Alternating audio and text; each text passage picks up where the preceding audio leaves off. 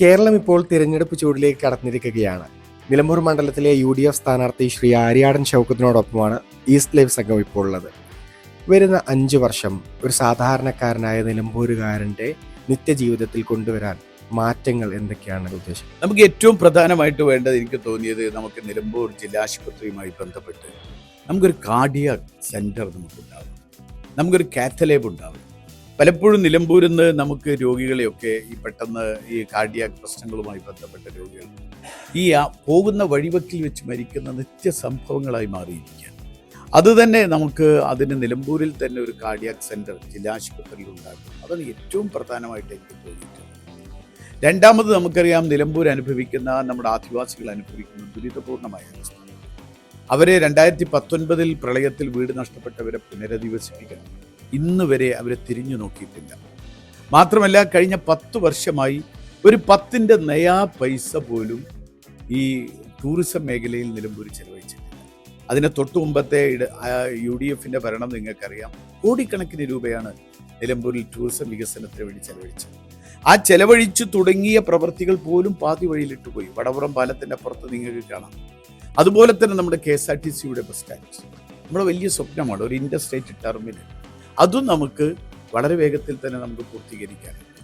അതുപോലുള്ള നിരവധി പദ്ധതികൾ ഞാൻ പെട്ടെന്ന് നിങ്ങൾ ചോദിക്കുമ്പോൾ പറയുന്നത് ഏറ്റവും അത്യന്താപേക്ഷിതമായ കാര്യങ്ങളാണ്.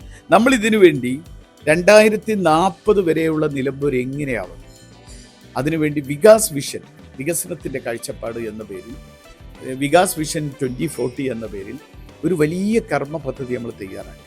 എല്ലാവർക്കും അഭിപ്രായങ്ങൾ പറയാം. ജനങ്ങളുടെ പങ്കാളിത്തത്തോടെ ജനങ്ങളുടെ അഭിപ്രായങ്ങൾ ശേഖരിച്ചുകൊണ്ട് ഒരു വികസന കാഴ്ചപ്പാട് നിലമ്പൂരിനുണ്ടാക്കുകയാണ്. അതിൻ്റെ പ്രവർത്തനങ്ങൾ നമ്മൾ ആരംഭിച്ചു കഴിഞ്ഞു. പക്ഷേ എനിക്ക് 7 മാസം കിട്ടിയുള്ളൂ.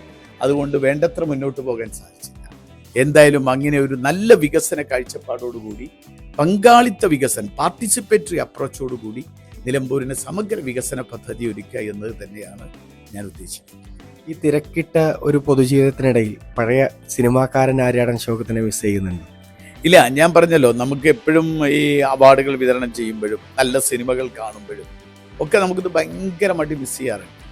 അതുപോലെ തന്നെ ഇപ്പം എൻ്റെ വീട്ടിലെത്തുന്ന മാതൃഭൂമി വീക്കിലി കാണുമ്പോൾ അത് കയ്യിലെടുത്ത് മുഴുവൻ ഞാനൊരു മാതൃഭൂമി വീക്കിലി മുഴുവൻ വായിക്കുന്നതാണ്.